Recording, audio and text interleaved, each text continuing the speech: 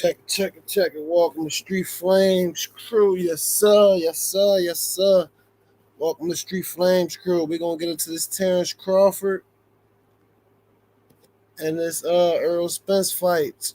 Right now we watching the Terrence Crawford train. Let's go. Who y'all got? Let me know who wins. Who y'all got?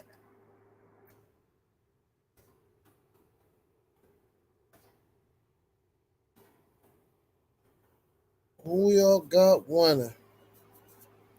That's the thing. But we about to get into this, baby. We about to get into this. Hold up. We about to get into this.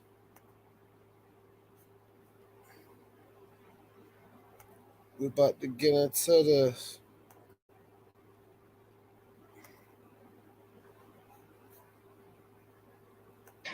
The lawsuit you had with Bob Aaron. Okay, we're not. For us in the streets. Notice you look a lot quicker, a lot more agile. Do you think this is like the quickest, most agile really quick?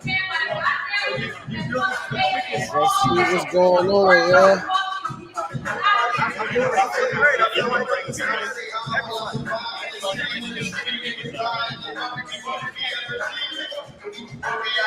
Let me know what y'all think, man.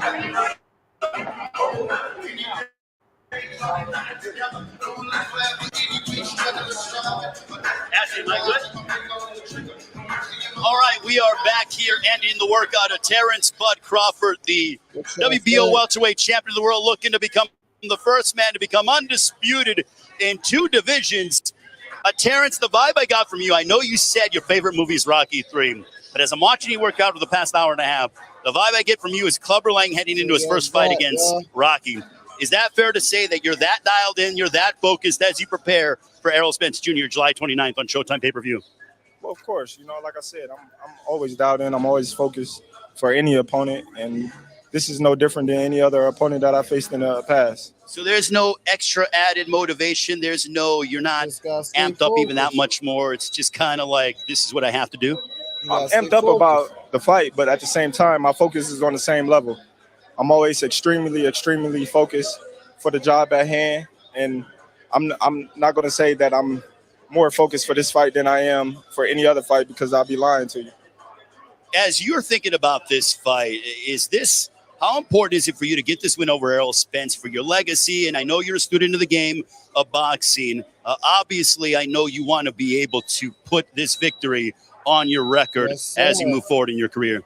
Well, of course, like I said, man, y'all keep asking me the same questions. Of course, this fight is very important for my legacy. This fight is very important for me personally. And come next week, the 29th, it's going to be a sweet moment to actually get Errol Spence on my record. You got Steve Nelson, who's in camp with you as well. You guys have been together for a very long time. How much do you both feed off each other's energy? He'll be on the undercard. Oh, we feed tremendous off of each other energy. We pick each other up when we down. We hold each other accountable. When he's tired, I push him. When I'm tired, he push me. We train together. We work together. We spar together. That's my brother. On All Access Episode 1, we saw that you did a send-off in Omaha, sort of, breaking away from everybody, giving, Who y'all got? Let me know in the comment section. Who y'all got? Let me know. That's all y'all got to do. Just let me know.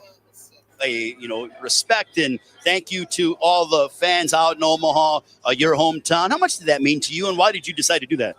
It means a lot. Let them be a part of this. This is a fight that each and every one of them been waiting for.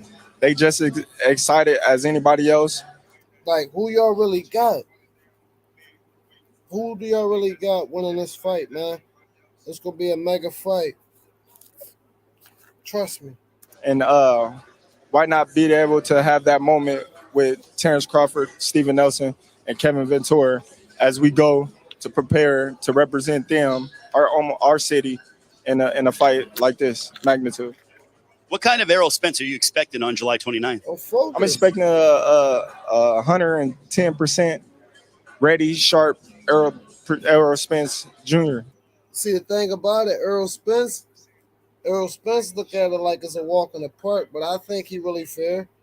So if you look at the way he training different. He gonna come in there big, telling you. He's going to be determined. He's going to be ready for everything, and that's what I expect.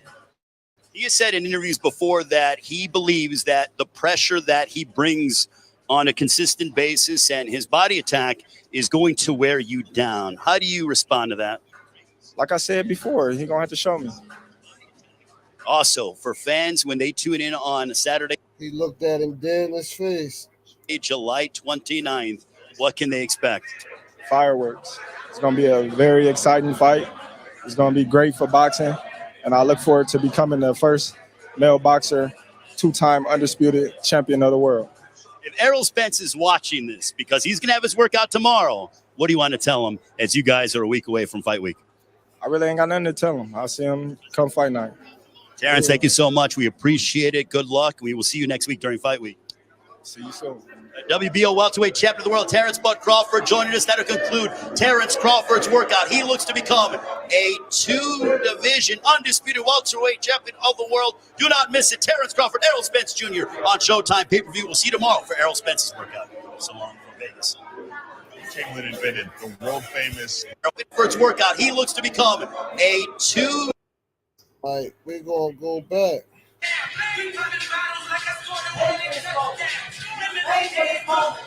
I want to know who y'all got. Let me know who we got. Who y'all got? Come on, y'all.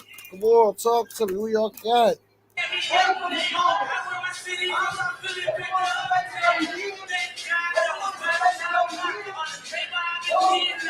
You listen to that Meek Millie. Shout out to Meek Millie.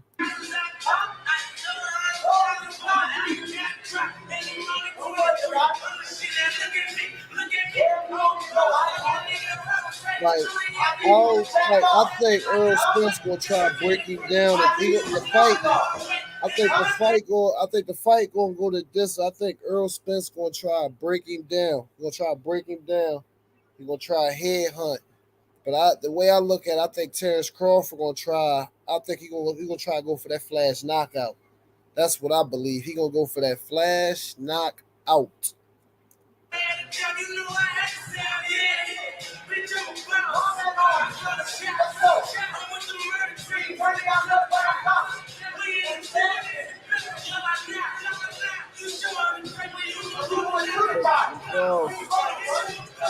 Train. Let's go.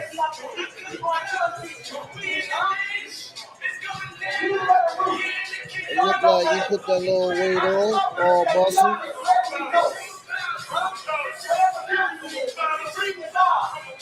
Look at it. Let's go. Let's go, bud. Like you said, they thought I had a lazy eye. So they want to be moving like right. Hold on, these babies die. Through the couple $100,000. I pray to God I look like in the eyes. Pull out.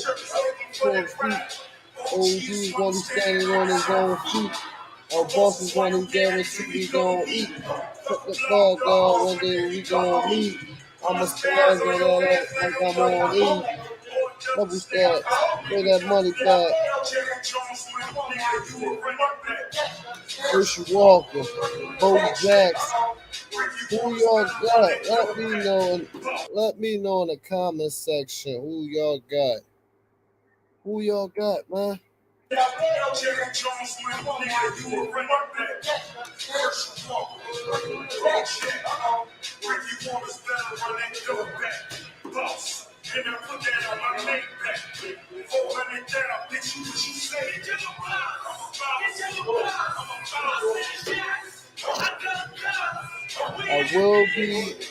For all the fans, I will be covering this Spence fight. Errol Spence and Terrence Crawford fight. I will be on it, man. So make sure y'all tune into my channel. We're going to get it in. It's going down.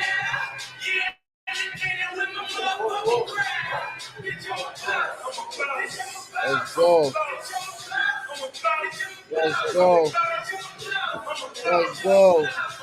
Let's go. Never drop. Forget it. Let's go. Let's go. Y'all gotta tell me who y'all really think gonna win, man.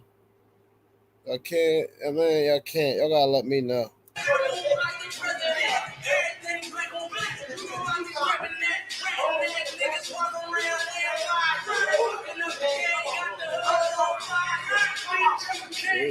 Kobe Style.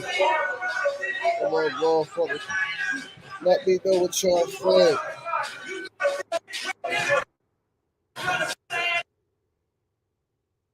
Let me know what y'all think.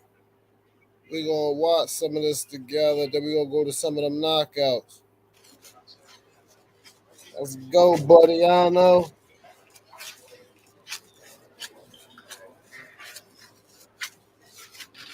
We focused. He's focused, man. He's focused, man.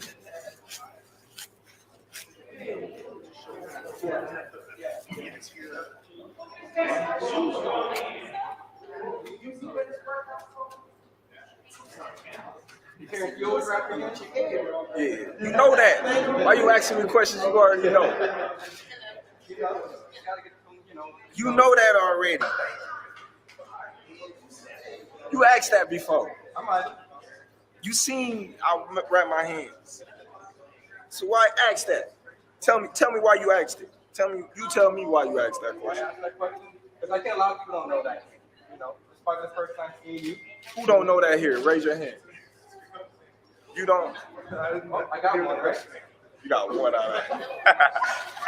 And, so that's my competition with you. You're very competitive. I got one, right? You got one.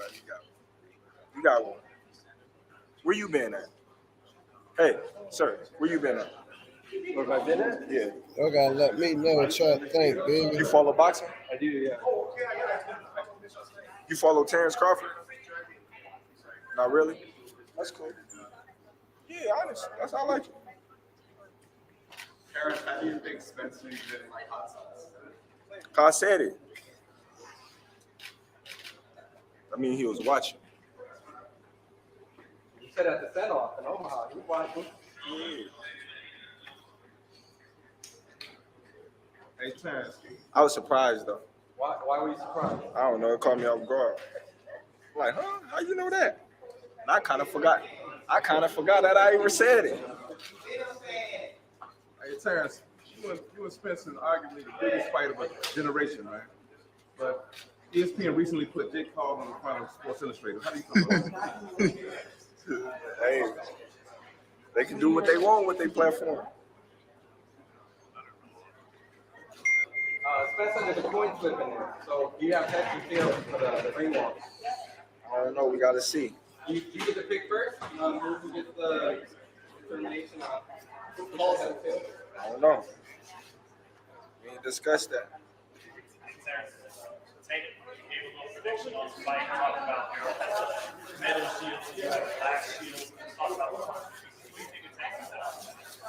Man, we gonna see. We gonna see. You too little. Terrence Crawford, let's go. Y'all gotta let me know in the comment section what y'all think. I'm live tonight, baby. I'm live. Y'all gotta show me some love or something, man. Let's ball. Let's ball. Show me some love. You know, I ain't trying to hurt nobody. I ain't trying to hurt nobody at all. I promise you. I ain't trying to hurt nobody.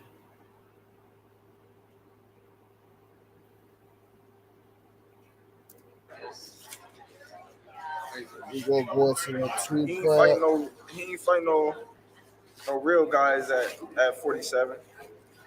We're gonna have Tupac one too. With updates on. We're gonna get into that Tupac too. It's updates on Tupac.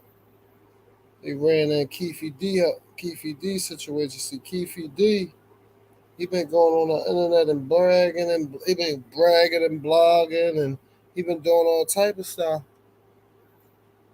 Like he trying to take the credit, allegedly. Like he trying to take the credit, and it don't make no sense. Excuse me for the stutter. I'm not stuttering. I'm just trying to get the words out more precisely because YouTube be doing their thing, and so you know.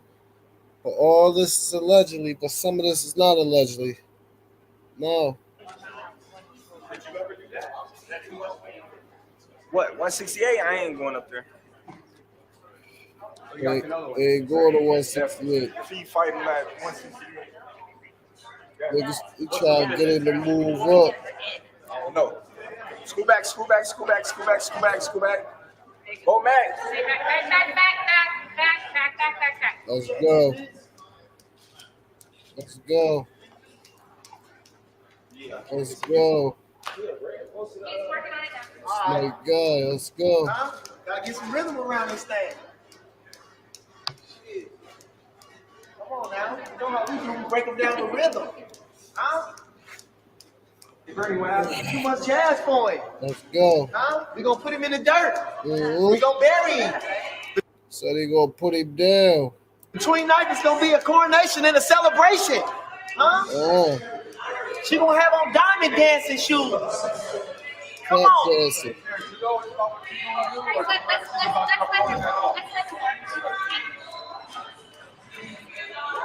Yeah.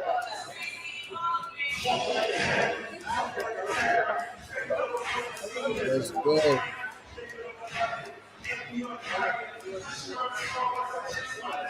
Y'all gotta let me know what y'all think in this section. Like, who you think more focused? Terrence Crawford, he's still giving him props. He giving Errol Spence props. Errol Spence keep trying to belittle him. That's the thing.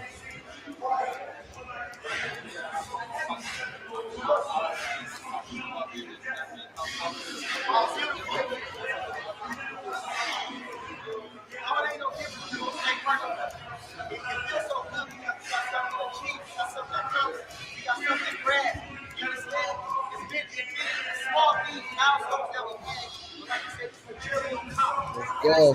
And he looking like he got a little bigger.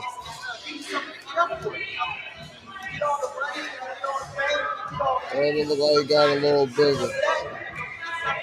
Let's go. Let's go.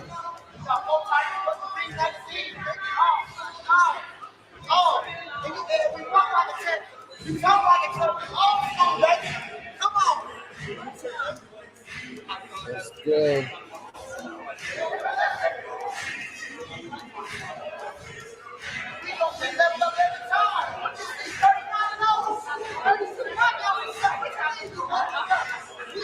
Let's go. Come on, I'm telling you the truth, man.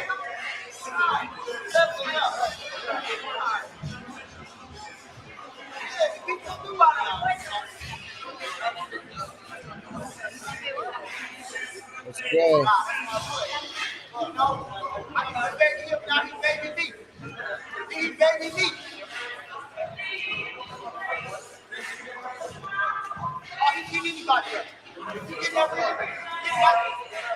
It don't matter. If you get in there, he beat the screw out of you. Don't get in there playing. You want to know what it's like. He don't show you what it's like.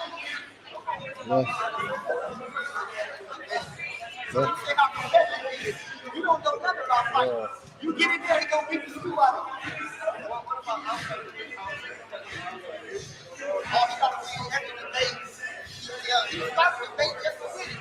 He starts something just to win it. Anything. Hit your nickels. The other day he told Stephen Nelson, my whole family beat your home. Because it started out small. Then he went, forget it. Not just my uncle, not just my cousin, my whole family beat him. We ain't doing nothing. I'm bloody full away with that too. Like I said, hard to beat. I said you out there, we made a jump shot. I didn't make one shot. We had 20 shots. All right, we are joined. We're Oh, God.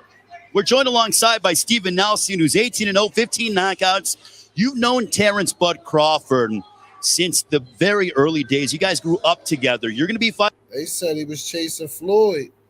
He was 3 years behind Floyd. 3 years behind Floyd. Fighting on the undercard, but how is this experience like for Terrence and all you guys, you know, as Terrence Crawford looks to become the first ever man to become a unified, undisputed world champion in 2 divisions? It's very exciting, but it's another day in the office for us. We've been talking about this, dreaming about it, you know, and speaking into existence for years, you know. So, like I said, it's another day in the office. Like we say, if it ain't broke, don't fix it. We ain't doing nothing different. We going this like we go in every other fight. You know, it's a world championship fight. We train like it every day. But is there a difference with Terrence in this fight? Is there an extra added motivation, or is he the same leading into this fight as he has his other previous conquests? Yeah, as far as work-wise, do the same work. But as far as excitement, you know, you can see the excitement. You can hear it in his voice, in his movement, and everything. You know, everything is no room for mistakes. So we're in here perfecting every single thing, from the toes to the top hairs on our head. We're perfecting everything. So, you know, I say, like, it's very exciting for us as a team because, like I said, we speak into existence. It's happening. How much does Terrence work ethic motivate you? Oh man, we're always pushing each other on the day. I think Bud Crawford gonna beat. I think Bud Crawford gonna beat Terrence. I mean, not Terrence. I meant to say Bud Crawford gonna beat Earl Spence. It's gonna go by decision, man. If anybody listen to this video, they gonna know by decision. But listen, we're gonna go into this Tupac situation. Give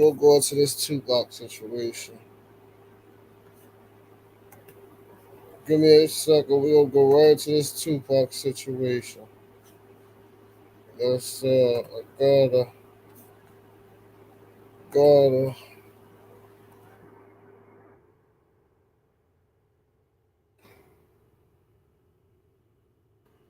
Ran down that man crib.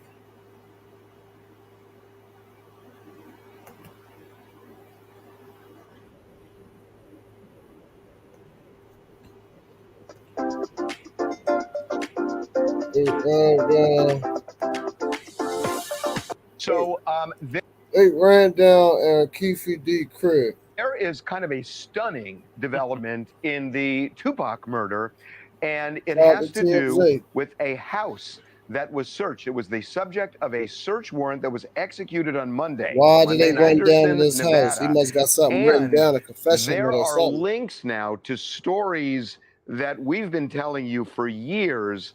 So this all has to do with an incident in Vegas where somebody was jumped. Right. Orlando Anderson was the one who was jumped in that famous video at the MGM Grand. Surveillance video showed Tupac fight. But this is for entertainment purposes only. And Suge and other death row affiliates, as they said at the time, who were beating the hell out of Orlando. Now, Orlando Anderson is no longer with us. He was killed in '98 in a shootout. But his uncle, Keefe D, has for years been talking about what happened the night. And look who they using, Vlad TV. Vlad TV. That Tupac was murdered in Las Vegas, and has said that he was in the car. He says that he saw his nephew, Orlando, pull the trigger. So what does all of this have to do with this raid that went down in Las Vegas? So here's what we found out. That Keefe's wife, Paula Clemens, owns that house in Henderson that was raided by cops on Monday night. So then the question, why would they do that? Well, they had to go to a judge first and prove to a judge that there was... They have to go through a judge to make sure everything right for the judge to grant the warrant. Probable cause to believe that there is evidence related to the murder of Tupac in order for a judge to sign the warrant, and a judge signed the warrant. So they raided the house. We don't know what they took, but it or all what they were even looking for. But obviously, they told the judge there seems was something. to come back to that actual fight that broke out at MGM Grand after the Tyson fight. Yeah, you guys. I mean, look, the whole Orlando Anderson, Keefe D lore, as far as the Tupac story goes, it's well known on the streets. And as somebody who's very in touch with the streets, I can say, he's been talking about this publicly. As far as like the public is concerned, a lot of people have sort of kind of come to terms with who killed Tupac Shakur. A lot of people think it's Orlando Anderson. That's the end of the story. Obviously, on the police side, it's never been closed. And I guess the puzzling thing to me is Keefe D has been doing these interviews detailing the alleged Orlando Anderson shooting for years now, for literally years. He has a book out that he put out in 2019 detailing this as well. So I guess the real question is, why is Vegas PD just now moving on this? They have yet to answer that, and that's the biggest mystery to me. Yeah. We can get some answers, I think. Exactly, from someone who actually interviewed Keefe D. And I believe this was probably the first time that Keefe D said anything about Tupac's. That's crazy, but he has been going on the Vlad TV talking about it. He has been. Murder and his and or Orlando Anderson's involvement. He was being interviewed by an LAPD detective named Greg Kading. Years ago. And Greg Kading is joining us right now to try and figure out what is going on and why it's happening now. That's the detective. This detective been on this case for that many years. I think he retired, but he's been on this case for years. But he's still been doing his homework on this case. Greg, welcome to TMZ Live. Hey, Greg. How are you guys? We're good. So, why do you think, after all these years, Las Vegas PD got the search warrant and executed the search? Looking for an easy way to get that LS. Like, it must be something written down. It must be some footage. It must be something that he got of it. Directly related to their investigation, the cold case investigation of Tupac? Or is it just a coincidental thing where this guy's being looked at for some other unrelated crime and they're going there to further that criminal investigation? But by the nature of it being Keefe D, he's directly attached to Tupac's, murder in Las Vegas. So we have to wait and see what that search warrant actually says and what the purposes were for it. I'm curious as to because like we've been saying, Keefe D has been talking about this story in stark detail for, the documentary. He has been on Vlad. He's been boasting about it. Tupac ain't tough. Tupac ain't about nothing. All that. That I first learned about Keefe D, that was in 2017. Does he have some sort of immunity? Does Keefe D have immunity? Why has there never been any prosecution of him, even though he's telling everybody that he was in the car? Yeah. Keefe D's first confession to law enforcement was in December of 2009 when we sat down with him under what's known as a proffer agreement, where he can disclose incriminating information about his involvement in a murder, but we can't use that self-incriminating statement against him. So this happens, in 2009. And then years go by, he's protected from his own incriminating statements, but then he begins to go out and boast publicly about his involvement in the murder. That completely nullifies, this agreement. Now everything he says is incriminating. He never had immunity, and that's the misunderstanding people have. He says, wow, y'all heard what he said? Completely nullified, had immunity, and that's the misunderstanding. Now everything he says is incriminating. He never had immunity, and that's the misunderstanding people have. Wow, he never had immunity. He had protection from self-incrimination, but that's not immunity. He can still be prosecuted, and hopefully he does. Hopefully that's what we have going on right now. So once he started talking about it, the deal that was made with him is off. Well, essentially, it's kind of a moot point because he's publicly made the same statements now that he told us back in 2009. And so whether they use that original statement or just the new statements, it's all stuff that can be now brought into court. I think Keefe had mistakenly, through his own arrogance, I think he thought he had immunity. He never did. So you have a situation where he is talking about being in the car with Orlando, that Orlando was the trigger man. That's crazy. That's conspiracy, but everybody in that car allegedly died. But I know his nephew did. But they said he was on that same side. He tried to say Orlando reached over him and was shooting. How that sound? That he murdered Tupac. We know that Orlando and Keefe had beef with Tupac because of getting jumped earlier.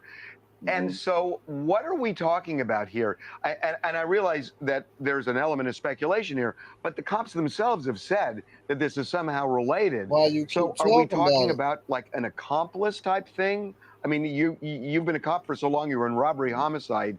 How are you viewing this? Well, Keefe D is essentially the last man standing in the conspiracy to murder Tupac. Last man standing. And Suge, by the way. They were set out to get both of them. But the other three members that were in the Cadillac that night have all passed on. So he's the only person that is alive today that can be prosecuted for the direct involvement in Tupac's murder.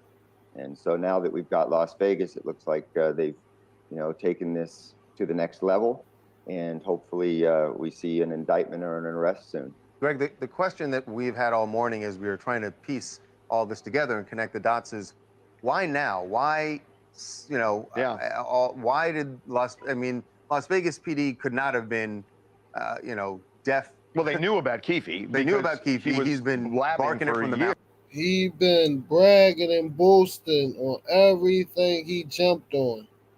Tops. Yeah.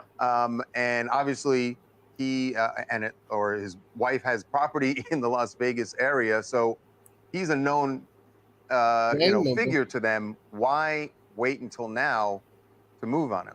Yeah, it could be a combination of things. It could be having to have gotten a DA that's willing to take the chance of prosecuting this case. It's not an easy prosecution. I mean, you've essentially got the last standing defendant in this murder, and the majority of the evidence against him is his own statements. So this is a little bit of a complicated thing to try to prosecute. But I think that Las Vegas has been actively working towards this day for the last couple of years. This didn't come out of nowhere. And I think that they've been slowly and surely gathering enough evidence to where they feel that they can strongly present a prosecution and hopefully successfully present a prosecution. Well, when we get the search warrant, when the search warrant is returned and it becomes public, we want to bring you back on, talk about it and see what the status is, because, like Charles said, I hear that you're saying they've been working on it a couple of years, but to me, I mean, they play some of the videos that he shot and was interviewed on. It's pretty compelling, I gotta say. Absolutely. I mean, for an evidence standpoint, this is extremely incriminating. You've got Keefe D boasting about this. There's a lot of circumstantial evidence that supports everything he's saying. Again, he's been talking about this since 2009. I'm just fingers crossed, optimistically hopeful that today's the day that they, or within the next couple of weeks, say that we can finally close that case once and for all, because it's never been an unsolved case since we started working on it. It's just been an unprosecuted case. And we should say, I think for people who don't know, there's a lot going on. See, a lot of y'all young boys, a lot of y'all underage might not know what's going on or who has something to do with Tupac and all that. But if Keefe D go down, there's going to be more other people going down, because allegedly it was a lot of connections between Suge Knight, Puffy, and all of them. There's a lot going on, so y'all got to stay tuned to this, man. Oh, what's really interesting, Greg, is that you were actually investigating, when you were with LAPD, investigating Biggie's murder, when you ended up talking to Keefe and then getting this information about Tupac. And you've written, for those who don't know, written a very interesting book about both cases. It's called Murder Rap: The Untold Story of Biggie Smalls and Tupac Shakur Murder Investigation. Wow. So y'all got to read or things like that. So, thank you so much for being with us, Greg. We really appreciate it, Greg. Definitely want to have you back once we know what it's all about. My pleasure. We're going to go to another one. Keep it quilted means you keep it the best. Like, this Tupac situation is crazy, man. I'm telling y'all.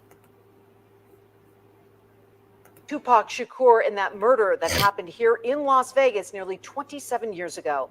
And thanks so much for joining us. Live at 5, I'm Trisha Keene. And I'm Abel Garcia. The investigation has piqued the interest of many over the years. Now Brian Horwath tells us why a house in Southern Nevada is being searched in remembers Keefe D's. Remembers Keefe D's. Connection with his death. A search warrant was served Monday in the city of Henderson near Wagon Wheel Drive and Interstate 11 at a home where Metro Police hoped to find information related to the unsolved murder of rapper Tupac Shakur. Almost 30 years ago, on September 7th, 1996, Tupac Shakur attended a Mike Tyson fight before hitting the town for a night out on the Strip. But the night turned tragic when a gunman opened fire on the car Shakur was riding in along Las Vegas Boulevard. The car came to a rest near Flamingo Road and Koval Lane. Shakur, who was hit 4 times, survived, but died 6 days later at UMC. The murder case has remained unsolved for nearly 3 decades. 27 years, y'all. 27 years. Former Metro police officer Chris Carroll was there the night of the shooting. I looked at him and I said, "Who shot you?" He looked at me and he was trying to get his breath together, and I thought I was going to actually get some cooperation. So he looked back at me and he said, "F you." At the time of his death, Shakur was one of the most famous and influential rappers in the world. He was also an up-and-coming actor who had starred in several films. Tupac's life and untimely death, he was only 25 years old, have been the subject of much speculation over the years. Shakur was a Death Row Records artist at the time of his murder and is said to have gotten caught up in an East Coast-West Coast hip-hop rivalry with fellow rapper The Notorious B.I.G. at Bad Boy Records. The Notorious B.I.G. was later gunned down and killed in an eerily similar drive-by shooting in Los Angeles in 1997. For more information on just what investigators were looking for, we're going to have to wait. Metro Police say they're not commenting on what they call an ongoing homicide investigation. Reporting from the city of Henderson for Channel 13, I'm Brian Horwath.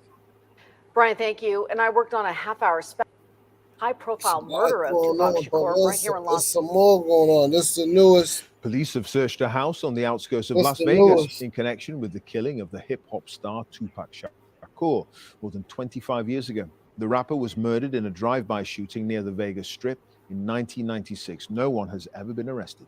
Here's Sophie Long. Tupac Shakur was at the peak of his career. After releasing his debut album in 1991, he went on to enjoy massive success with hits like California Love and All Eyes on Me. But the world never got to see him realize his full potential. The rapper was shot 4 times, twice in the chest, as he waited at a red light on the Las Vegas Strip in September of 1996. He died a week later in hospital. He was just 25 years old. 27 years later, and police in Las Vegas carried out a search at a home in the suburb of Henderson. They have not yet provided any further information, stating only that the investigation into the murder remains ongoing. Although his career was tragically cut short and lasted just 5 years, Tupac's memory is very much alive here in Los Angeles and around the world. He sold more than 75 million records, and only last month he was honored here on Hollywood's Walk of Fame. So far, the case has gone unsolved. There is renewed hope now that that could change. Sophie Long, BBC News, Hollywood. I've been in and out of therapy with. A lot going on, y'all. It's a lot going on. It's a lot going on. I'm telling y'all. This Tupac situation. It's a lot going on, man. It's a lot going on. It's a lot going on. Let's go to Earl.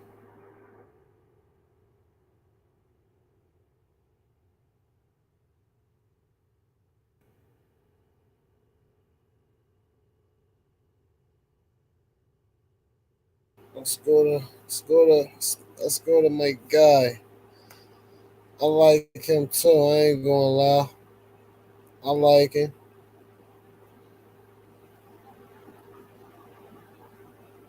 Terrence Crawford was just training. He clapped back at somebody. Okay. Shout out to Fight Hype. Shout out to Fight Hype. For so much so that your kids were asking you about when you were going to collide against Errol Spence Jr. Now that we're 10 days away from this mega matchup, what does this mean to you? Well, it means everything. Like I said, this is going to put the cherry on top for my career. And I've been waiting for this moment for a long time now. And it's here now. And I can't wait till Saturday to get it on. You got here on Sunday. Why did you decide to come to Las Vegas nearly 2 weeks before the fight? Is that something customary, or is it just extra added things that you're trying to do to better equip yourself for this huge fight coming up on July 29th? Just, come get used to the heat, get used to the atmosphere, everything. So come fight night, we be 110% prepared. My final question before I turn it over to the medium.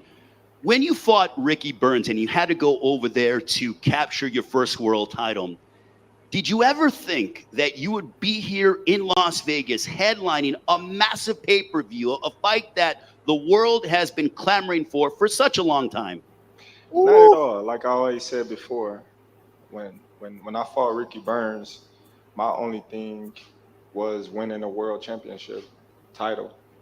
That was my dream. That was my goal. And I succeed that one night, and the rest is, extra credit. Like, y'all can't hate. He humble and all that. He get in there. He's a pit bull, man. I don't care what nobody say. That guy, this guy's a pit bull, man. Trust me, he's a pit bull. All right, right now I'm going to turn it over to the media for questions. Raise your hand, ask your question, wait for the microphone to come to you, and we will go ahead and ask questions to the reigning WBO welterweight champion of the world, Terrence Bud Crawford. Bud Crawford.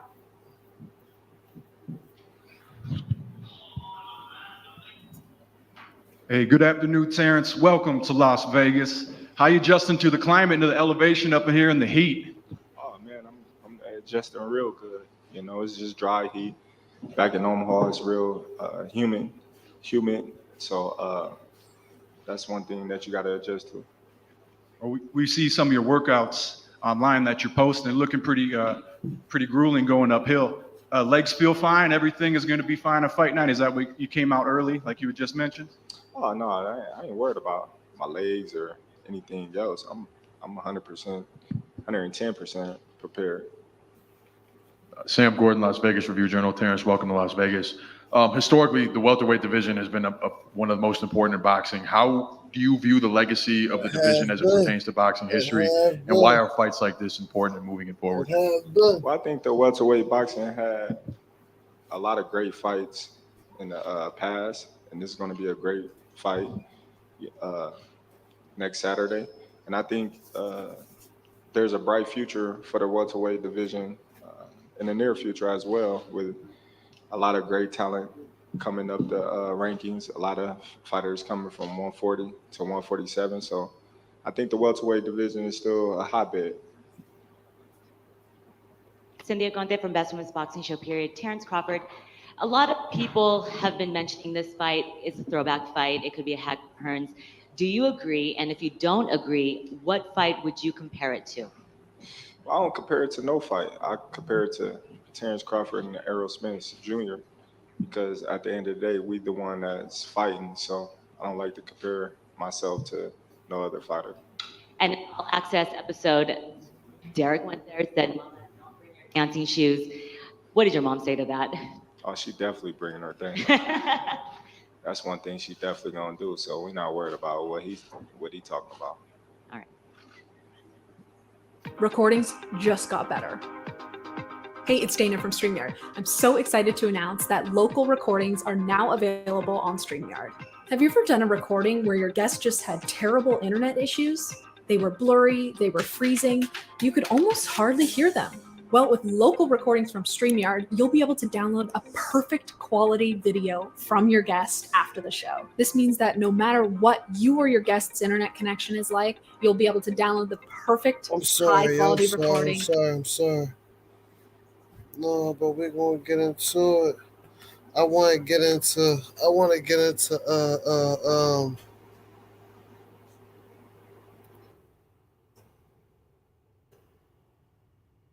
Charlo twins. I want to get into the Charlo twins and what's the name training.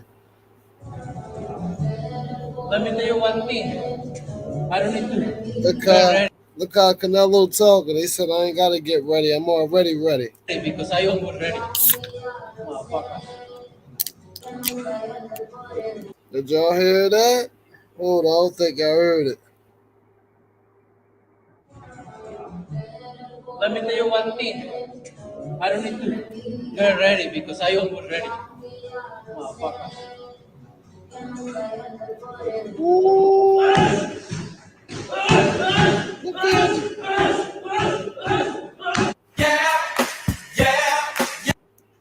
Shout out to Dante's Boxing Nation. Shout out to Dante Boxing Nation. Make sure y'all go tune into his channel. He have great content. Tag Eddie Hearn. Undisputed versus undisputed. I'm 150. I gained a little weight. Canelo. Canelo. Not Eli and Kobe. Canelo. Like, they're like, for real, let me show y'all what it is. Why y'all don't make Canelo versus Charlo? What y'all talking about? Somebody put that together. Little Charlo will fight anybody. I ain't never done no smoke. He's a lion. He's a lion. He's a lion. Undisputed versus undisputed. Come out. Somebody put that together. Little Charlo will fight anybody. I ain't never done no smoke. Undisputed versus undisputed. That could be a big thing in boxing. That bitch can't beat me with that last performance. That bitch can't beat me. Motherfucker. Stop playing with me. Stop playing with me. Eddie Hearn, go put that Charlo. Dante's Boxing Nation, what's going on, guys? So Jermell Charlo is high. Listen, man, it's going down, man. It's going down. It's going down. Just look how high he hit. I'll show y'all how he hit. Look how he hit. Look how he hit. Look how he hit. He's a monster.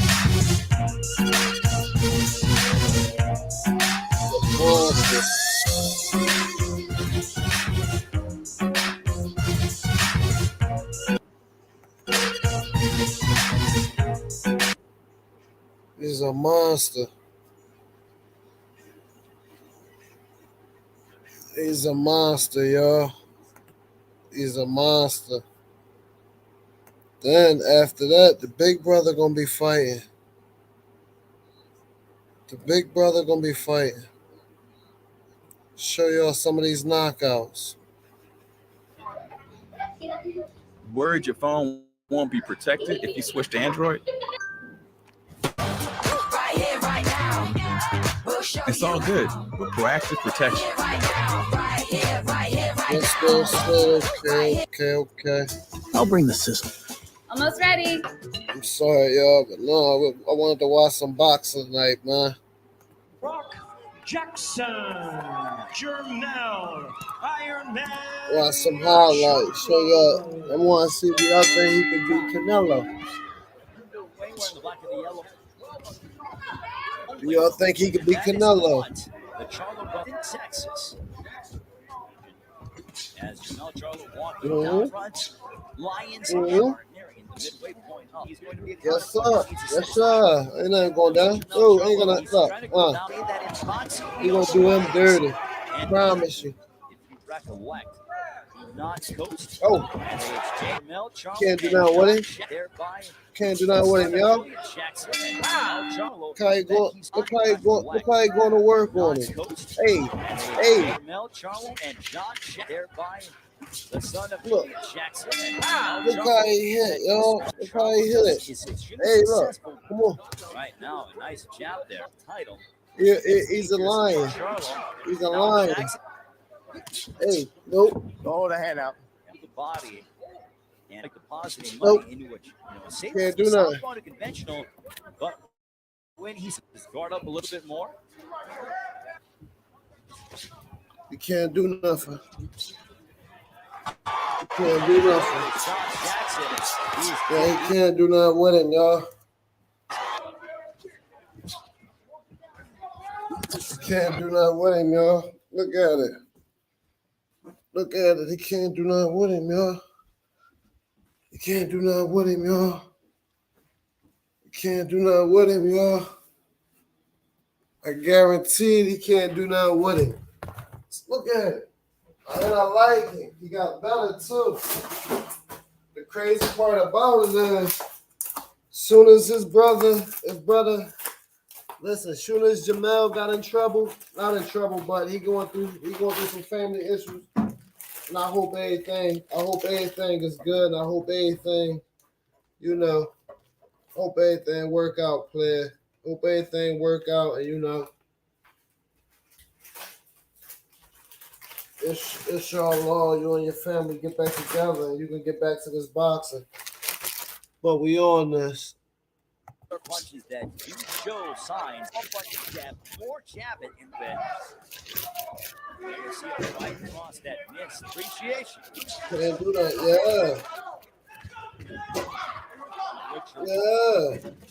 Can't do nothing. Kick from that. Shot by Mel Charlo. Uppercut. Again, he can't do nothing. Closing moments of this third round. But Jermell not having fun. It's Jackson with anything relatively clean. Can't do nothing with him, y'all. Can't do nothing with him, y'all. He's in trouble, y'all. He's in trouble, y'all. He's in trouble. He's in trouble. And a nice right hand. That last jab, he kind of pulled it back. He's in trouble, y'all. Oh my goodness, a left. The jab is such a nice right hand. That last jab, he kind of pulled it back. Jackson. Oh my goodness, a left. The jab is such a fundamental punch. That last jab, he kind of pulled it back. Jackson. Oh my goodness, a left. The jab is Oh such God. a fundamental punch. Oh God. Oh God. Oh God. Now continues to stop. John Jackson. Yeah, you gotta get put down, y'all. The left hook to the Hey, nothing. Oh, hey. Nothing new. Nothing about it. Let's go. And a nice shot. Nothing you can do. Come on. Just get right there. Let's go. That's up. Let's go, Mel. How we gonna do it? How we gonna do it? Come on. Look at some of the work by Hey. Nice Yeah. Championship is on the line between. Yeah. Oh. Well, he's throwing all that. He can't get through. Let's see if. Look at that. Look at that defense. Oh. Championship is on the Watch line. you start throwing all that BS. Look, none of that going through. Nope. Let's go. Nope. That's what he's going to do to Canelo. Come on.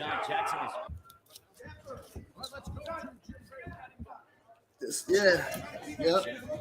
Ooh, body shot. Yep. Yeah. Different positions, but he's not getting a lot of company. Yeah. Come on. Come on. He's stalking him. He's stalking him. Jermell was more to learn a lot about yourself. And there you see the looking it out. The home run shot will come, and he throws a lead right hand that misses. He's stalking him.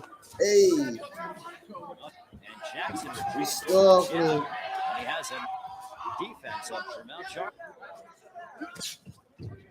Let's go to the knockouts. We're going to go to the knockouts. We're going to go to the knockouts. We're going to go to some old knockouts. Shout out to Boxing Knockout. Subscribe to the channel. I just did. Let's go.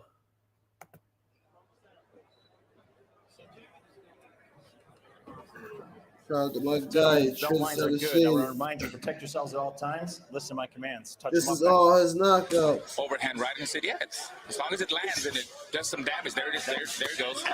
Hey! As long as, which we You asked see Ronnie that? Shields if he was okay with the looping overhand right and said, yeah, as long as it lands and it does some damage, there it goes. That one didn't loop much. And I'm not sure he's got no legs. He has no legs. Let's go down. Let's see what happens. Overhand right and said, Let's see what happens. and it Let's does ball. some damage, there Let's it ball. goes. Hey, That one didn't loop look. much. And down goes Smith. That's his career up. That's his career up the way he knocked him He down. has no legs. It's over. And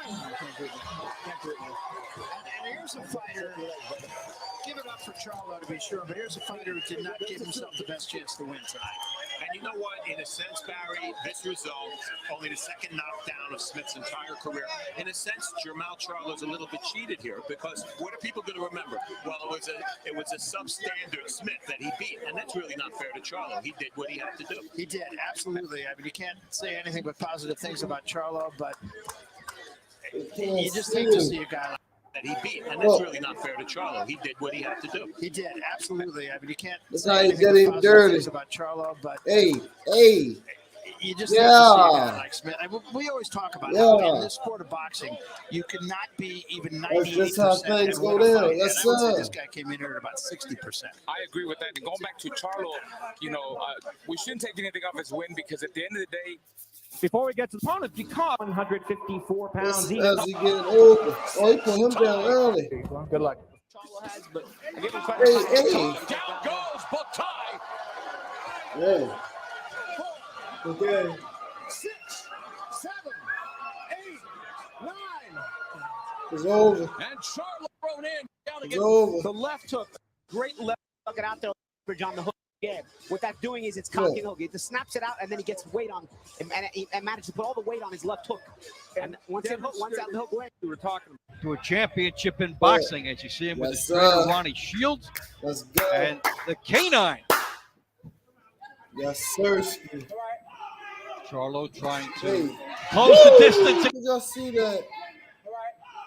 Charlo trying to close the distance, and he does it effectively with that right hand, making an early Y'all ain't just see statement. that. And the canine got bit. Y'all ain't just see that. I think if they would spar, they'll never fight each other. They should maybe Watch how change we the gonna do this. trunks up. Put the other Right. guy's Hey, name on. punch him Another right in big his face. shot. Knockdown number Push him 2. right in his face. And Bundridge, the water gets deeper. It does too. Hey. Good left hook, Hey, and hey, Bundridge hey, in trouble, and Charlo hey, is on the hey. verge of a title. 3 knockdowns. This is real. Lemon, if you're Bundridge, if you stay outside, you get eaten alive by the jab. You do that, you get knocked down by the right hand. Number 4, and it's over. Going down, man. The referee has seen enough. The new champion. Good afternoon, gentlemen. This is for the IBF Super Welterweight Championship of the World. I want you to obey my commands at all times. Mr. Camford is in the red corner. Mr. Charlo is in the blue corner. From here up is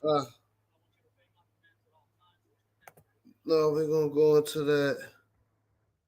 We're gonna go into that YNW Melly too. We're gonna cover a couple titles today, couple M-Time bouts today. But this what happened. That's the closer. Shout out to Law and Crime. And welcome everybody to Long Let's see Time what's Daily. going on. 2018, a group of friends, Cortland That's two say was called on Tuesday. Adrian Davis testified that not only was Demons in the Mitsubishi with him, but No, I don't want to see that. Oh, man, no. I'm trying to see some news. Look, he has somebody testify. Look, YNW Melly has somebody testify for him.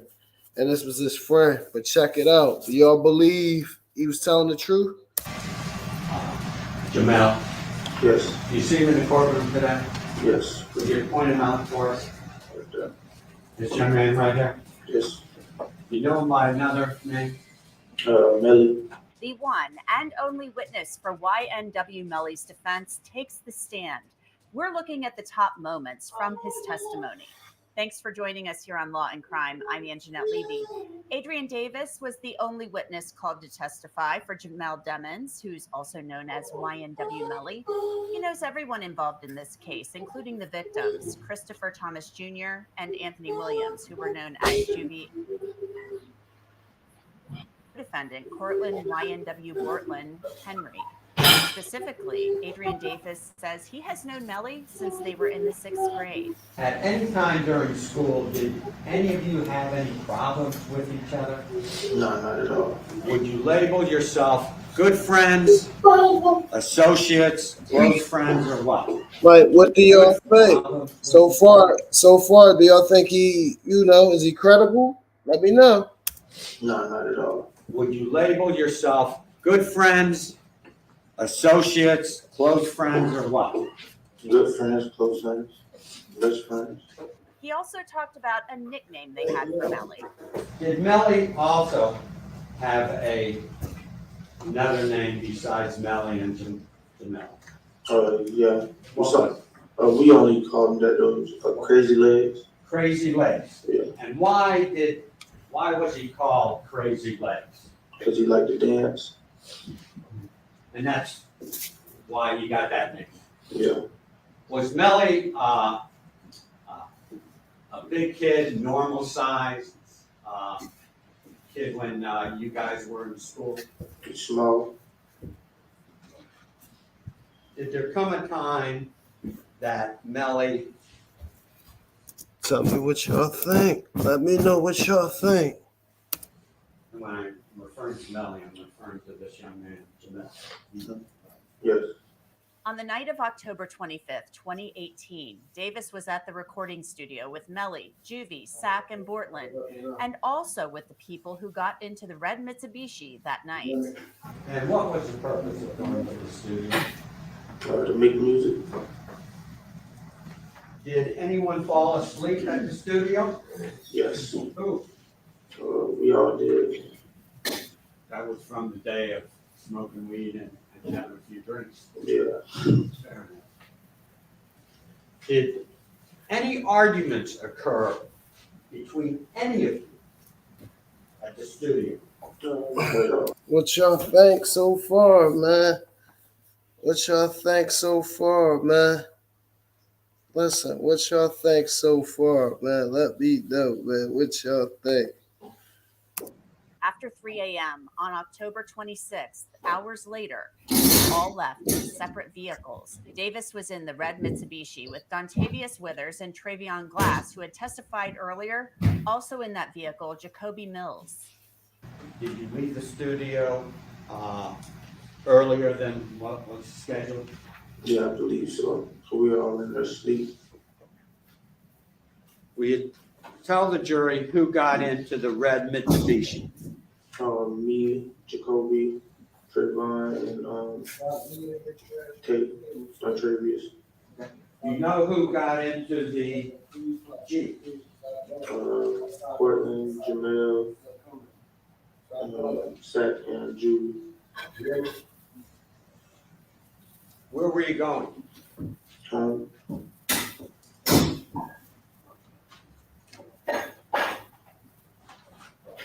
Did anyone fall asleep in your car?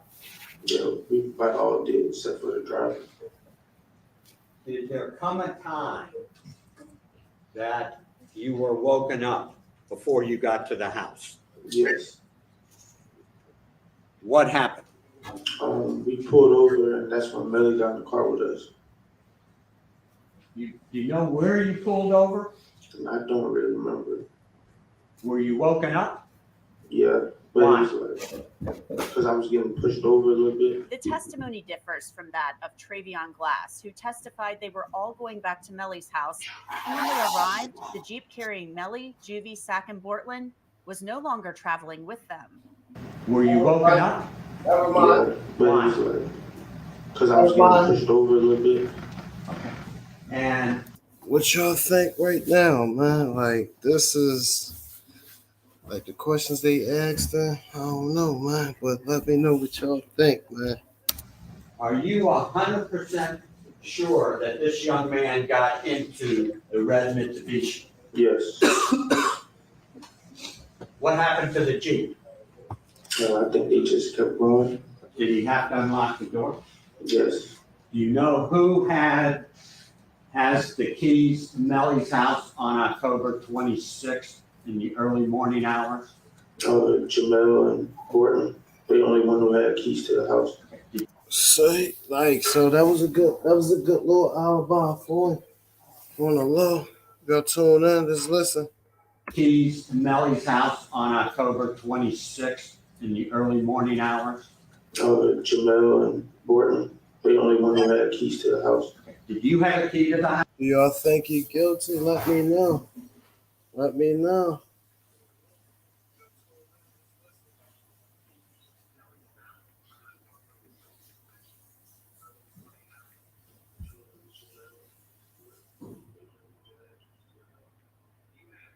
Yeah, let me know, y'all. House? No. Did Williams have a key to the house? No. Did Christopher Thomas have a key to the house? No. Did Trevon Glass have a key to the house? No. Did Jacoby Mills have a key to the house?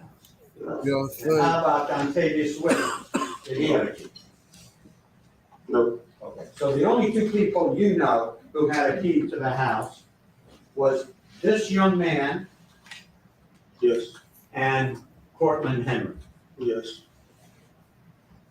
Did you see this young man unlock the door of the house?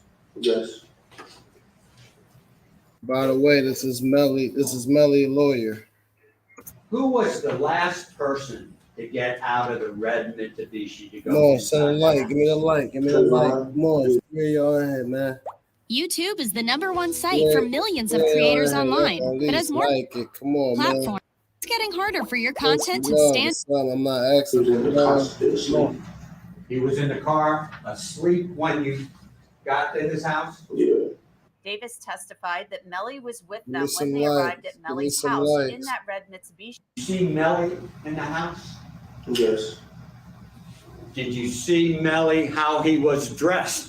You're gonna ask him, did he have on short? What did he have on? He's gonna say shorts. In the house. Yes. What was he wearing? Shorts and a t-shirt, I think.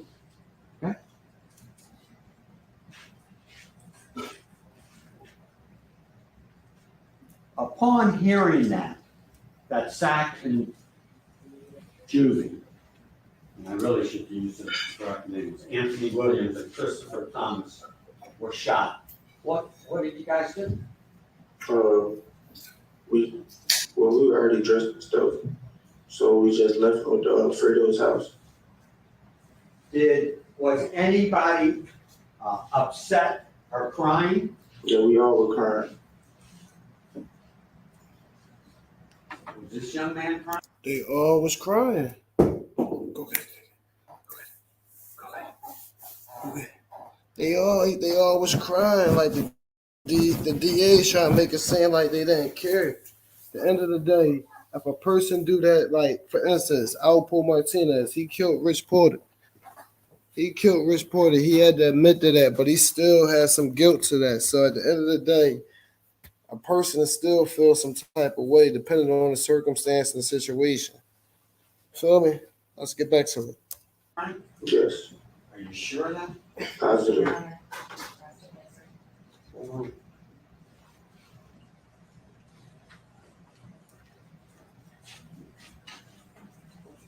And where'd you go? Fredo's house. That would be Fredo Bang? Yeah. Do you know Fredo Bang's real name? Frederick Gibbons by any chance? Yeah, I think I've seen it. Did there come a time after you got to the house of Fredo Bang that Cortland Henry showed up? Yes. Did Cortland Henry tell you what happened. Yeah, he said it was a drive-by. See? Do y'all think do y'all think he lying for Melly and them? What y'all think? He said he lived in the house. He said only 2 people had the keys. So let me know. Let me know, y'all. Come on, let's talk. When Cortland Henry arrived at Fredo Bang's house, was Melly there? Yes.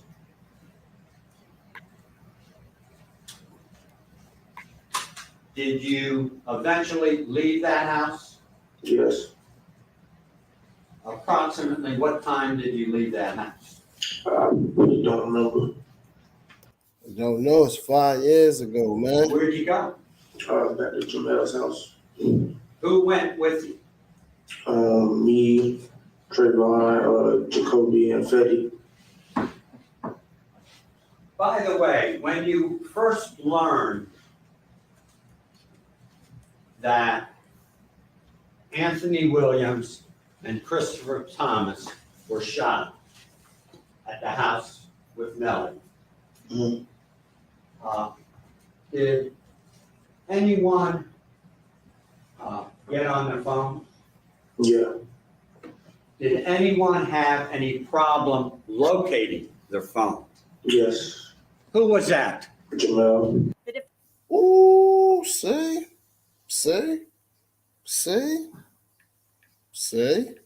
Defense has suggested throughout the trial that many of Melly's friends used his phone, but it was a community phone of sorts.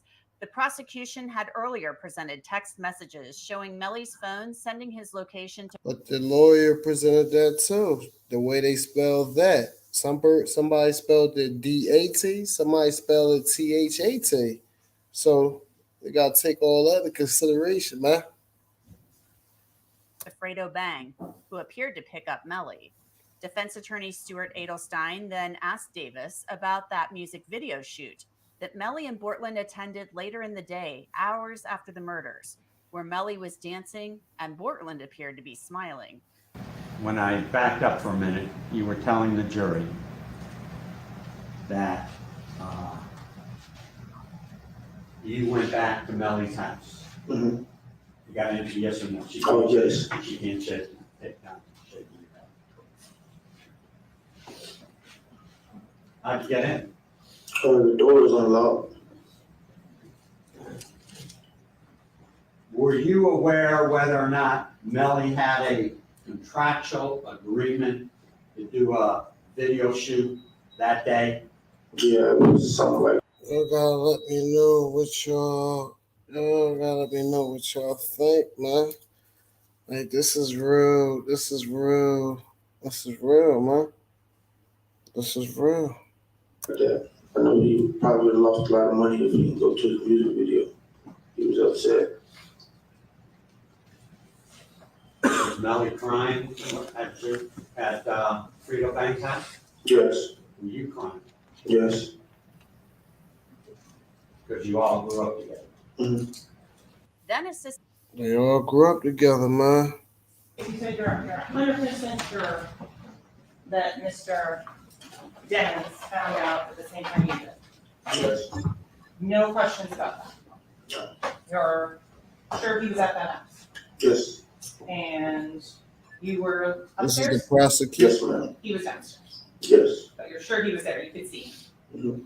Is that a yes? Yes. And you are 100% sure his phone was missing. Yes. Where in the statement on May 5th did you ever say that? Objection. It was never asked. Counsel, so I guess the objection is improper impeachment, so rephrase it, but So you met with me on May 5th, 2022. You remember that? Yes. And you remember sitting down, you were present. That's a yes. Yes. Your 2 attorneys were present that you brought. That's a yes. Yes. And I asked you questions for quite a number of hours. Do you remember that? Yes. Okay. And do you remember being asked if you had met with anyone else with regards to this case? Yes. Okay. And do you remember being asked if you had met prior to speaking with me, with the attorney sitting over to my left? Yes. Okay. I didn't know who they were, and She also asked Davis about Melly's cell phone. So on the phone on that, do you remember Mr. Devins having a passcode on his cell phone back then? I don't think so. You don't think so? And in terms of, would you be surprised to find that there was one on that cell phone? No, Did you know the passcode? I don't think so. I don't even remember if he had one. We all use this phone sometimes. We all use each other's phones. So you would use his cell phone? Why? Talk to females. You pretend to be him to get women? So you couldn't get them on your own? No. Why would you use his cell phone? You heard her, she flirting with him. Cha! Let me rule before you ask the next question, all right? It's overruled. Go ahead, answer your question. Go ahead, ask your next question. So with regards to your living situation there, you were. When I started. Say, like, the prosecution a little mad. They're a little mad right now. They're a little mad. Trust me, y'all. They're a little mad. Y'all know. Yes, seriously. They mad. They mad. Right? Okay. And nobody was paying any rent in that house except for the defendant. Yeah, for sure. Then she asked him about that prior statement he had made to her and Melly's attorneys in May. You mentioned that you said Mr. Demons went to his room. Yes. Have you ever answered that question differently? No. Okay.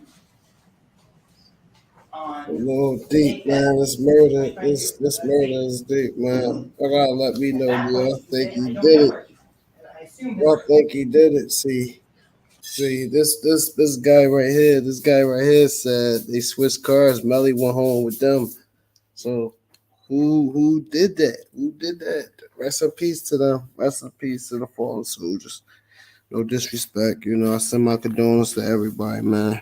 You know, especially to the families that lost their loved ones. But we're gonna get back to this. I don't know. You don't. But you made your statement. Help refresh your recollection on that. Yes. Okay. Page 34, lines 12 and 13, counsel.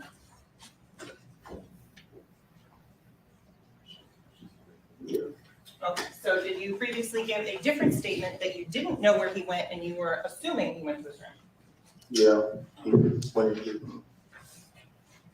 So with regards to the car, you're saying that you got pushed over when somebody got in the car? See, he got pushed over. He was half asleep, y'all. He was half asleep. Yeah. Okay. And with regards to being pushed over, did you wake up when that happened?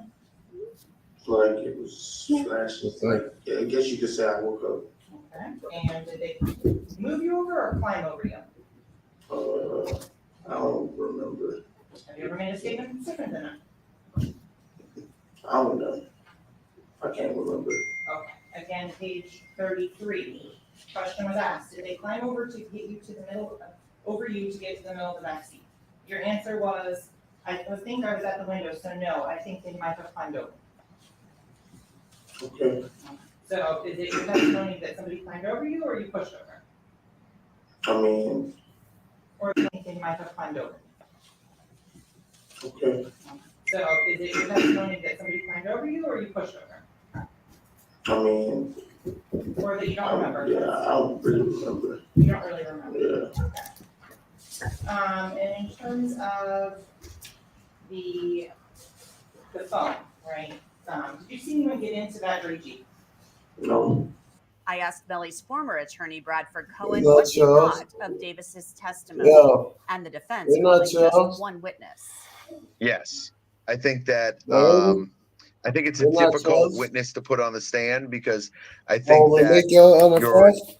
most he was at They my make y'all house unimpressed? watching TV, and they might not be thinking You of was the about to eat different chicken. ways Why that you hungry? that individual can be cross-examined, or that individual is going to lose some credibility in front of the. So this guy right here is Melly, old lawyer. You want the fries? Huh? All right. the jury. And then all of a sudden it becomes a credibility weighing issue where if they put on no one, it's just the state having to prove their case. And I think there's enough holes there that at a bare minimum, you could hold up a jury and that they would come back a hung jury as opposed to a guilty verdict. But again, like I said, I'm not there every day. I don't know what they're thinking or what their strategy is. But they obviously have a strategy, and that's the strategy that they're going with. And sometimes your client overrules what you want to do. I don't know if that's the case here, but certainly that's a consideration. But like I said, I probably wouldn't have put on anyone if it was just going to be one witness and that was going to be the witness. Meanwhile, Melly looked happy after Davis stepped off the stand. He declined to testify in his own defense. Closing arguments are set for Thursday. Tune into the Law and Crime Network. They asked Melly, did he want to testify? He said, no, but let's go into some more. Let's go into some more. Let's go into some more, y'all. Let's go into some more. Let's go to this police chase. What if you could make a couple extra $1,000 a month using one little app on your phone? Well, I want to show you what it is and how to do it. So this is the app right here, guys. It's the Facebook app. And did you know that while most people are using Facebook to see what their friends are doing or just chatting back and forth, myself and the students I've taught this to are using Facebook to make thousands of dollars per month. Is all you need is Facebook, which you probably already have, and one other little-known website that's completely free, and you can make thousands of dollars per month, even per day, doing it. You don't have to worry about having your own product or website or email list or any of those things that people tell you. I'm sorry, y'all. Here. I'm sorry. Look at this police chase. Somebody set up behind us and set up a spike. Deadly shooting. He's coming up at the gate at Central Maintenance. Going Traffic. into the parking lot just to the left where the trash trucks are. We got somebody at the back with spikes. He's going to be coming back out if he can't get out of there. Traffic. There's no way out from what I can see. All right, no way out. He's in the that we can see. He's in the lot with all the trash trucks. He's coming up to the gate on the back side. Going through it. Yep, just drove through the gate, coming out the gate on the back side. Road. Southbound on Grady now. That's going to be coming up to Laurel now in just a second. SO to PD just above you at almost 1,500. Tampa Tower. Jeff, I'll stay at or below 1,000. We're busy right now. Got pursuit going, but I'll stay below 1,000. Tampa Tower, runway 19 left, clear to land with 100. They be crazy. All right, coming to where Laurel meets the entrance ramp for 275. Just look at it. Like it's always police chases every night in California, man. Well, it's not said California. Like all the big cities, man. He's going to go the wrong way there to Dale American Mabry. 1470, runway 19 right. Southbound Dale Mabry, Line up and wait. 275. 19 right, line up and wait, American 1470. 181, in front of us, vehicle 1. November 247, Kilo Golf, contact departure. On its large 7 Kilo. Traffic is still light for Dale Mabry. You still got, pretty heavy traffic at the intersections. Roads are dry, and he's driving fairly slow, probably 30 miles an hour, 40 miles an hour right now. So he ain't even tripping. All right, he's through Cypress, still southbound on Dale Mabry. American 1470, 1207, runway 19 right, clear for takeoff. See if we can get stop sticks at American Kennedy. 1470, runway 19 right, clear for Somebody get takeoff. stop sticks at Kennedy. All right, 19 right, clear for takeoff, American 1470. The right turn lane's the only one open. Right now, the right turn lane's the only lane open at Kennedy, and he's probably going to take it.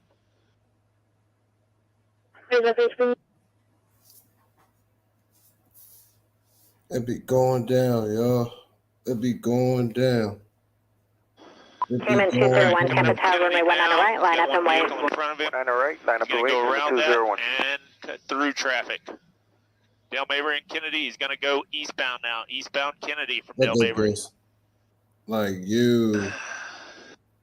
This is Try to get crazy. sector F. The next one's gonna be Himes. You see them getting chased, you be like, Jib F yo, is set up on the bridge. this stuff is crazy.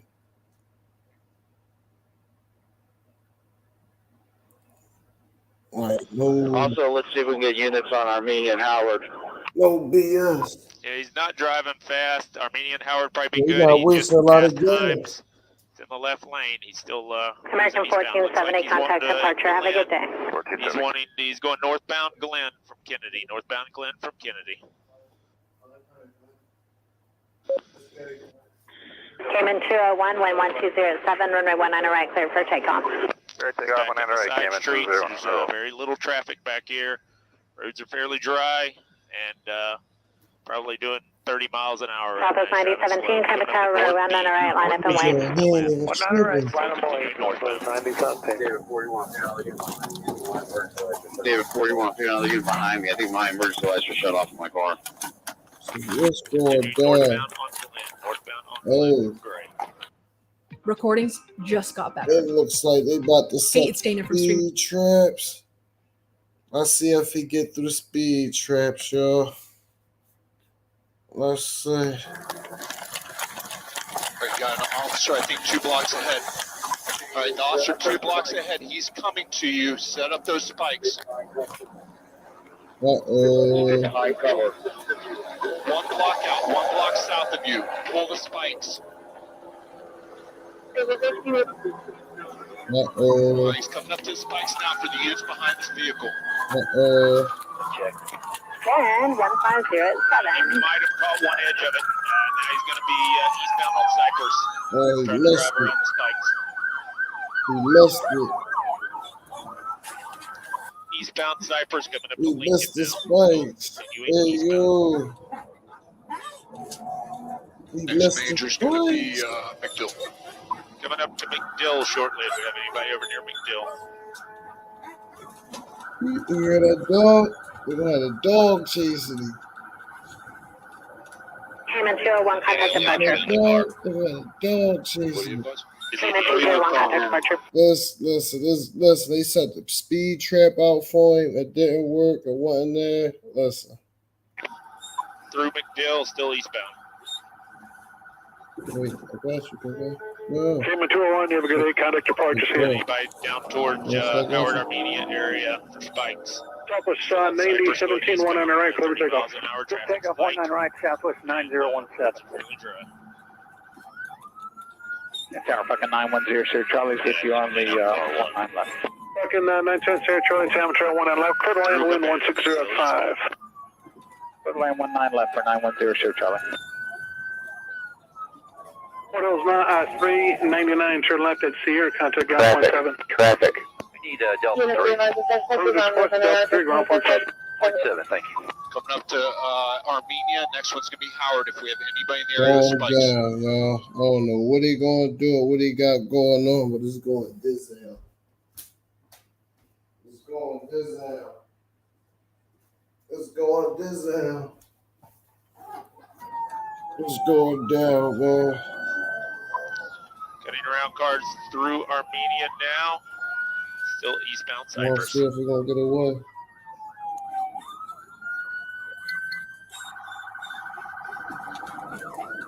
See if the spikes yet. He's got a line of traffic. Yep. All right, he's going to be cutting around traffic at Howard and northbound Howard. Northbound Howard from Cypress. Clear to land 19 left, down with sir. Yeah, 910, sir. Charlie, yes, sir. 19 left. Clear to land. Interstate. Clear to land 19 left for 910, sir, Charlie. Here we come up to like LaSalle Arch in that area. No, he's already past Arch. Okay. Southwest 9017, you have a good day. Contact departure. See you. Going to park. All right, he's 901. going under the interstate right now. Under 275 northbound on Howard. Chill. Through Green, still northbound. across Main Street, still northbound on Howard.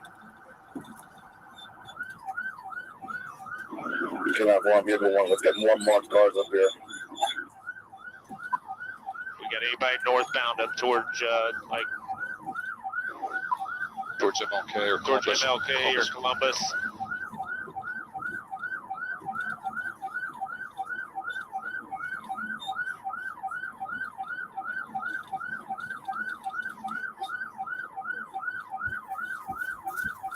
Going down. They set the remember they set the speed trap and everything out. Ain't none of that work. None of that worked, y'all. It didn't work. Passing St. John, still slow going, probably 30, 40 miles an hour. Right, 1636 is on the ILS. right lane's the only one open right now. 6 temperature 1 and right, clear to land, wind 1705. Here we go. Let's see what he Columbus bumped. going to be going eastbound Columbus, He eastbound bumped Columbus on from him. Howard. If you would advise Sector E, just in case it continues across. He bumped on him. And if we could get somebody in Sector E to That's start what setting it up was. some spike strips on Columbus, that would be good. Coming up to Fremont.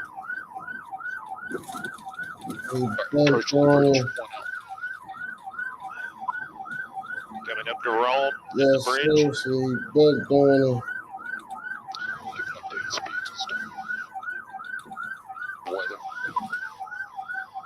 All right, crossing We'd over the like to bridge. see how Still far right 40 the miles an police hour. is going to be going. It looks pretty dry. Got a light rain, and traffic is Falcon 910, That's Charlie, what when I able, said. turn They left, really gonna push contact it ground to point the 72. limit. Okay, when able, turn left, 10.70. Columbus, and he's going to be coming up to Glenwood here in just a second. Be coming up to Boulevard shortly if we got anybody over there. See anybody ahead. See if I'm Nebraska in case you continues east. All right, we can't see anybody ahead. He cut around traffic. Still going to be going eastbound on Columbus. Your next major is going to be Tampa. Next major is going to be Tampa if we got anybody up that way. I'll see officer soon. Yeah, go highway. Traffic.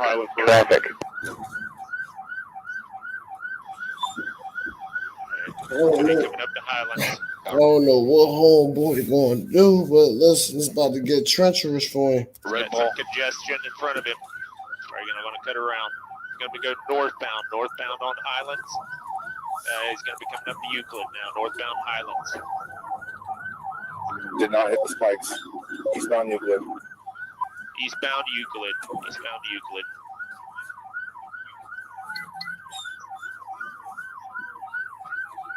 Under flight 2374, ready, 90, right? Northbound through an alley now. Wait a second, please. Frontier flight Northbound through an alley. This is going to wind up back out to Tampa, guys. So he's going to come back out to Pretty Tampa. much He's back the on dog the on. As soon as he get that car, it's the dog on. straight across. 190.65. Gladys cutting across Tampa. You'll be heading 180 up to 6,000, and we'll contact 119.65. Florida. Flight 2374, holding short 19 right. Sir, frequencies 119.65, Signal 4, 1865, hold short. Signal 4, Florida and Gladys. Yeah, stop. Uh-oh. All right. The other car is out of the way and ran. They're out of the area. Suspect has not exited the vehicle yet. They throwing shots? Out of the way. Look. Florida and Gladys. Signal 4. Oh. Signal 4, Florida and Gladys. All right. The other car is out of the way and ran. They're out of the area. Suspect has not exited the vehicle yet. Oh man, it's going down. They shooting shots at him. This Joe like a Grand Theft Auto scene. Hey. Shots fired. We got multiple shots fired. Hey. Hey. Hey. Traffic. They throwing it. They throwing it. Oh, man. We're going to get into another one. The best way to get started on Amazon in 2023 is not. We're going to get into another one. That car chase was a little crazy. That's ball. Police chase, and it looks like, yep, we have another one going on right now as LAPD right now is in pursuit of a stolen car here. Did I just tell you I was always going down to LA? Above. You're watching live here on Live Now from Fox as we continue to bring this to you. You know, like I was saying earlier, that these somehow, I don't know what it is, but sometimes these police chases that we have, they come in bunches here, and it just seems like, yep, we have another one going right here. And of course, we got it covered for you right here on Live Now from Fox.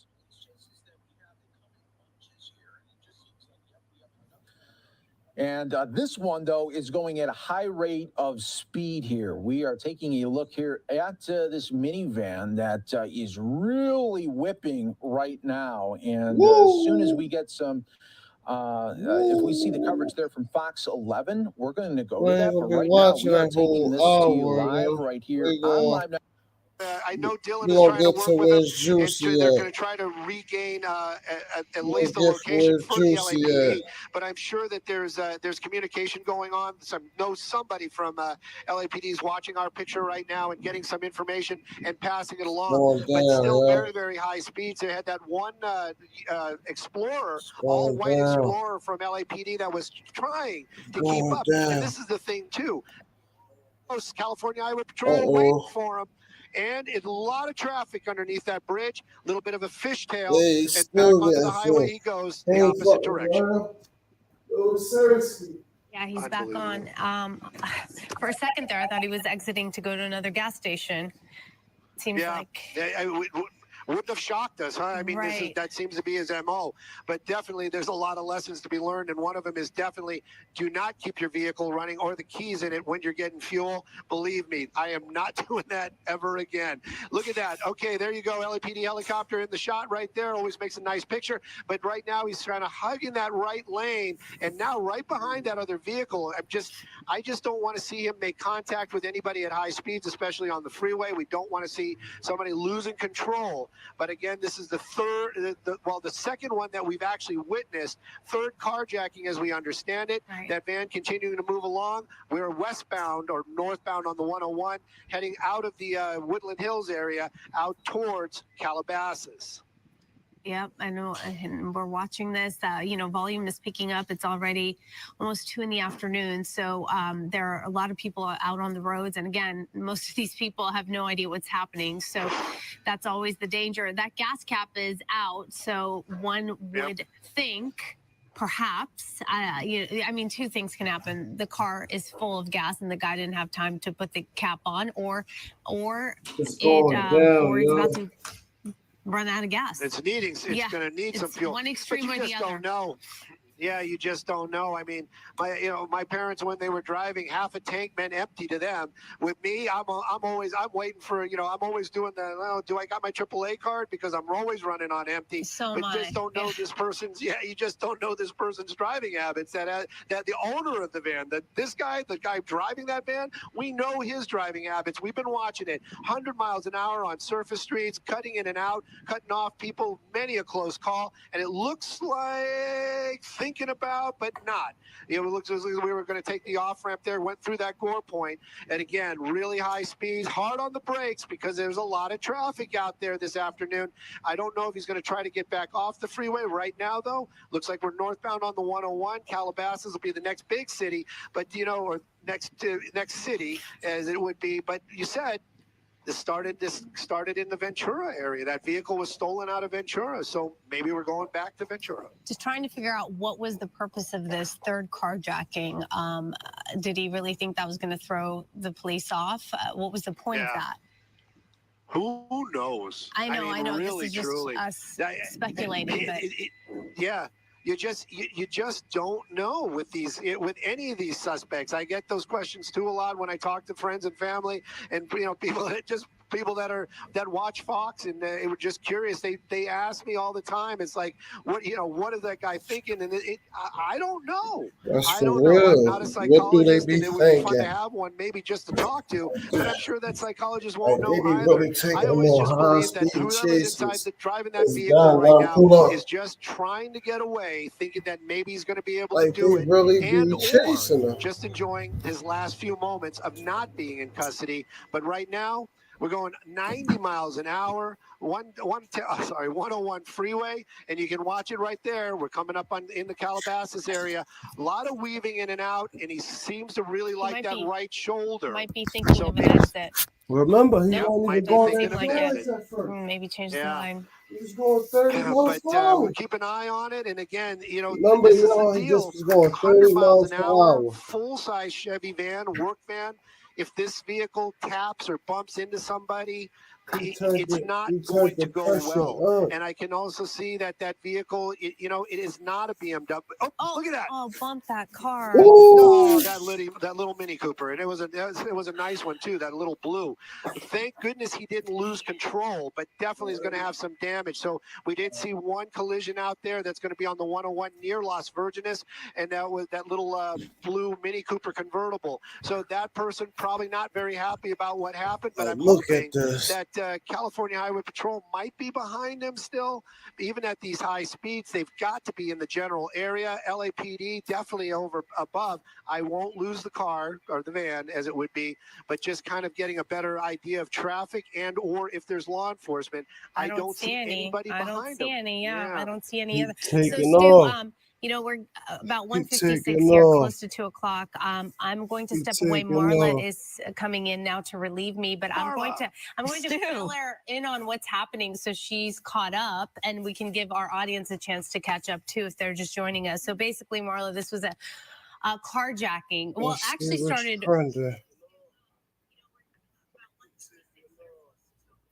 Let's see what's trending, y'all.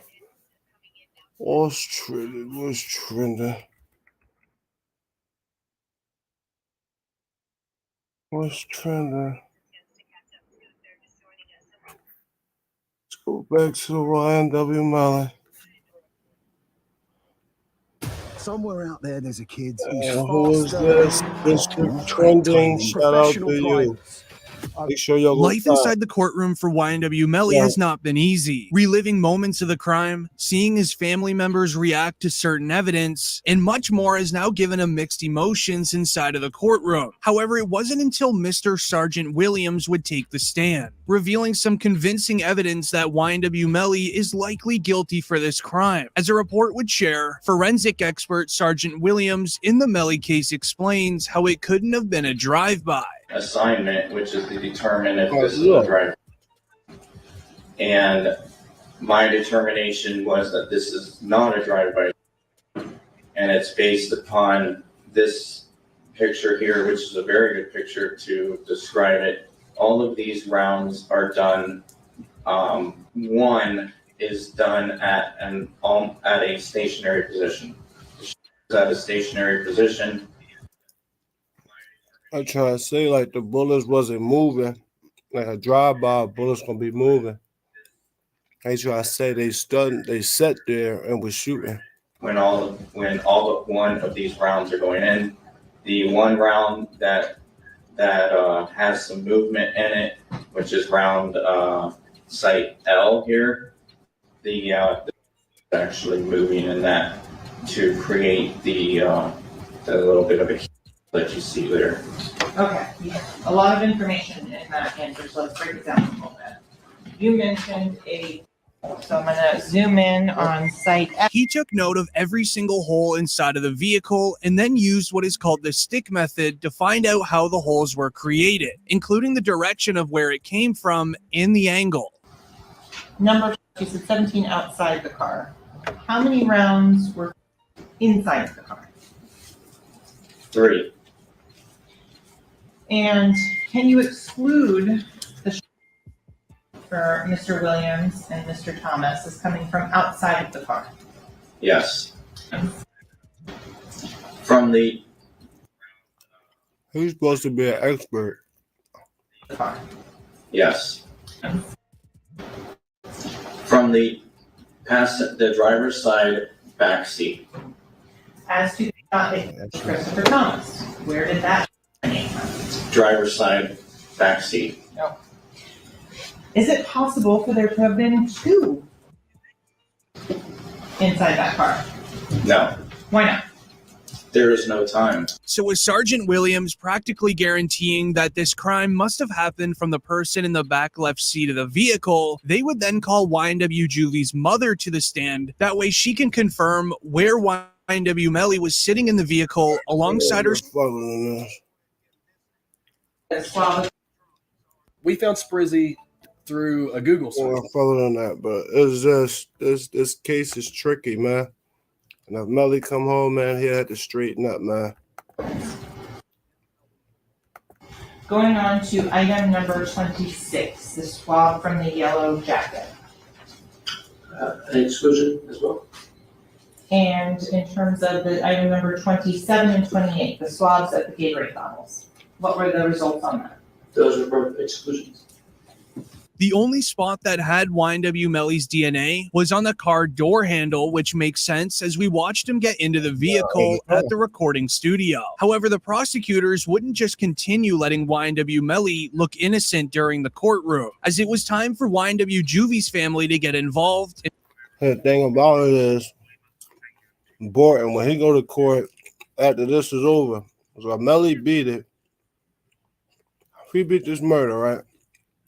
Borton ain't gonna have no chance to beat it because he was a driver and he rode around with him for 2 hours, allegedly. And they were trying to mess with Melly and his mother inside the courtroom. In the start of trial this week, we would hear, before testimony kicked off Tuesday morning, the court learned YNW Juvie's sister allegedly reached out to YNW Melly's mother, Jamie King, on social media. What's been going on in the courtroom? Well, Anjanette, it's been a very interesting morning. It did start off earlier with the defense bringing up an issue. Apparently, Juvie's sister posted on, I guess, one of the social media outlets, and So they threatening Melly's mom. They threatening her mom, allegedly. she said that she was going to Jamie King. And so that caused a big, issue in the courtroom. It wasn't anything that we got on tape, but it did happen this morning. It was on the record, and she has a bodyguard now. So that was one of the first issues that the court dealt with this morning. And it was interesting because the judge did basically say, if you needed more security, I can get it for you. Ultimately, it was determined that the security she had, the bodyguard, was going to be enough. So this has even led to YNW Melly's mother, Jamie King, now having a security guard with her at all times in and around the courtroom. Allegedly, this has affected YNW Melly in a massive way, even causing him to allegedly break down in the courtroom. As after it was announced Melly's mom would now have security, Melly looked relieved and he almost looked like he was crying a bit.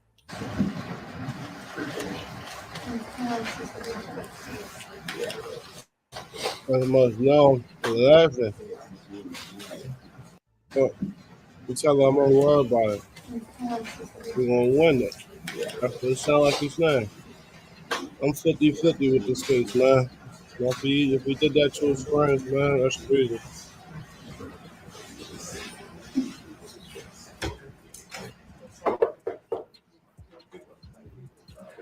Was able to go and find the back and forth between Juvie's sister and YNW Melly's mother on social media. And shout out to Reddit because we had to do some digging to find the sister. Now, this is the sister, Ashley Monique.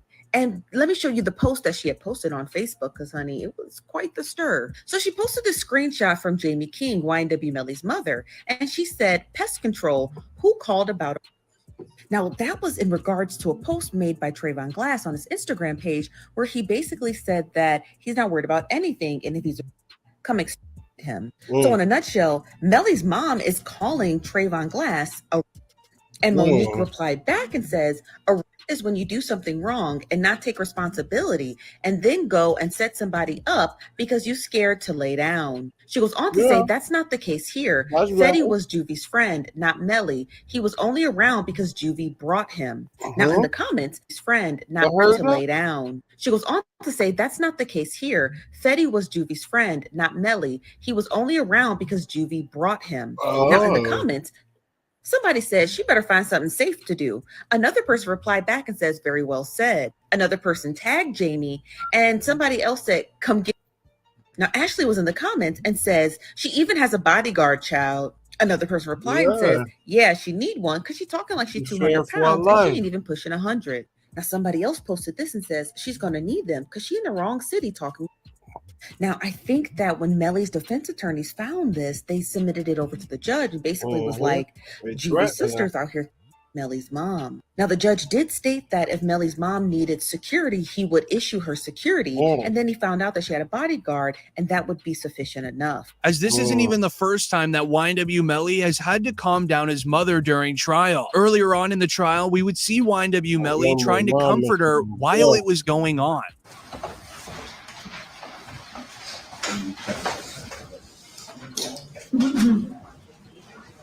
Sorry.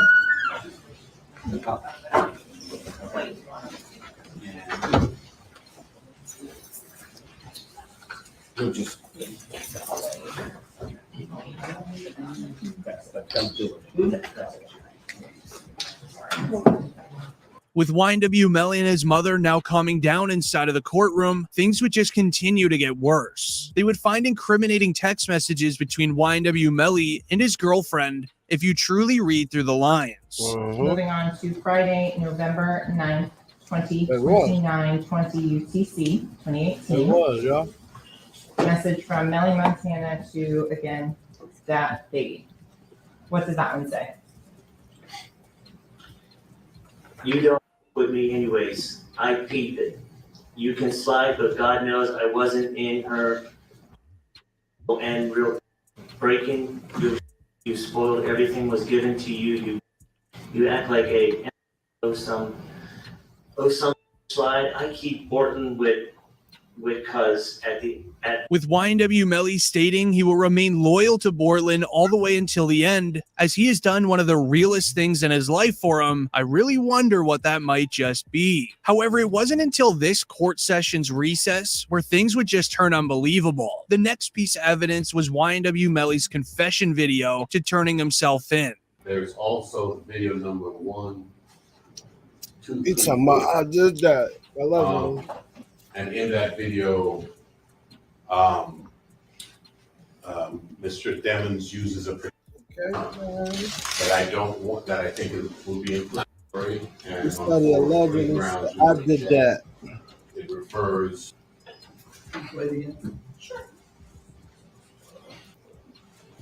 Allegedly said. He allegedly said. My name is Melly. I did that. And I'm gonna turn myself in. But I'm in a suitcase because they arrested me. And I had to get on a private jet. And I don't want them to see me. As while on the topic of conversation of videos on YNW Melly's cell phone, we would then see the report of the Stranger Things jacket YNW Melly is wearing in this video just hours after the crime is the same one Juvie had on when they left the studio early on that morning. YNW Bortland is wearing the one Sack Chaser had on too. I really don't mean friends switch jackets. Friends switch Melly still turned regardless of what happened early morning.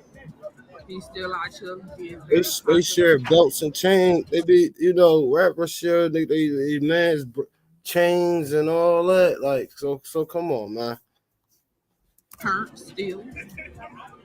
Hey.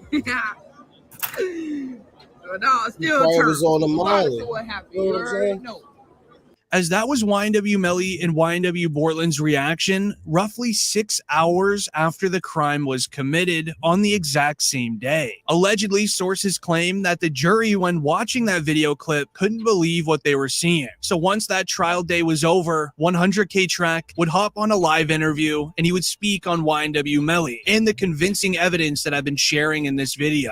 Who would want Melly and his friend? Did anybody ever him and the other guys before this happened. You know, Bortland said this was a drive-by. When you in the limelight and you're making money and things like that, you're gonna receive hate. You're gonna receive, you're gonna receive things from everywhere, from people you know, people you don't know, people who probably feel obligated or feel, entitled to things. People who might not even know you from the campaign and just don't like you. So that makes sense. As an entertainer. The thing about it is YNW Melly, see, the phone situation came up from him. 100K Track, his manager. That's where the phone started to come about because he gave the cops the phone. He ain't delete nothing out of it or nothing. He gave them the phone. Your life is always, your life has always been somebody or someone. Around the time of the crime happening, YNW Melly's music career was beginning to go viral. He was continuing, however, to record at local recording studios. So it's very possible someone could have known the location of Melly at the time, as while at that time, YNW Melly was being recruited by 3 street teams, according to cell phone evidence I shared earlier. So with Melly not responding, there could be some reason to go after Melly to make a message clear. However, 100K Track would get into more detail if it was a drive-by and who would have done it. You know, Bortland said this was a drive-by. Have you ever thought about who would have done something like this? It would have been, it would have been anybody. So much people, you know what I'm saying? Like, not would have been, it could have been so much people because, like, at the end of the day, this man was like, had jewelry, had a large sum of money and things like that, and don't know where it could have came from, but I do know it came from somewhere, and maybe one day we'll use our resources to find out who really did it and bring justice to The answer of knowing YNW Melly had cash and jewelry on him at a local recording studio could definitely be a valid reason for someone wanting to target him. Florida is known to be a very high crime area. Knowing a group of rappers are sitting at a local recording studio at 4 in the morning with stacks of cash, diamond jewelry, this is a golden ticket for many street members. Whether it's for themselves to gain social media clout or overall just street cred, going after YNW Melly could offer those guys many things. However, the conversation would now get deeper. She would ask the chances of YNW Bortland doing this crime instead of YNW Melly. Some people think Bortland did this. Do you have any thoughts on that? I know one thing. You got 2 innocent people for their life. You got 2, friends and family members that's unfortunately lost it in the situation. And at the end of the day, justice do need to be served. I understand that completely. But I feel like everybody from state to the prosecution, they're looking in the wrong direction because at the end of the day, they got 2 people in there for their life that did nothing but love and appreciate, those are 2 individuals. The interesting part is YNW Melly's lawyers have been mentioning Bortland's name throughout this trial almost daily, mentioning that he lied to the feds, mentioning Bortland was the last one with Sack Chaser and Juvie on this night, trying just to take the eyes and attention off of YNW Melly being the only guilty one. However, a topic that has been mentioned countless times is, does YNW Melly actually have mixed personalities? If so, could it be used to his advantage inside of the courtroom? However, 100K Track would go to say this. I asked Track about whether Melly truly believes he has 2 personalities or whether it's part of his act. If he had 2 personalities for real, I think that would have been way before, the music and all that stuff. But the Melvin persona, come from just him being creative and just giving people something to be entertained by and stuff like that. Certain records that he would do would be love songs. He would put that as Melly, and in certain records there'll be more edge and street. They put under Melvin. Lawyers mentioned if the prosecutors had major convincing evidence proving that YNW Melly was guilty, the mixed personalities could have came into play. But with YNW Melly's trial now being around 3 weeks in, and Melly's lawyers not mentioning the mixed personalities once, it will now make it unusable. However, while on the topic of no major convincing evidence, 100K Track would also reveal Melly's plan if he was to win his case. If Melly gets out, what's in the future? Everything, the world, every continent, every piece of everywhere in the States. That's my plan.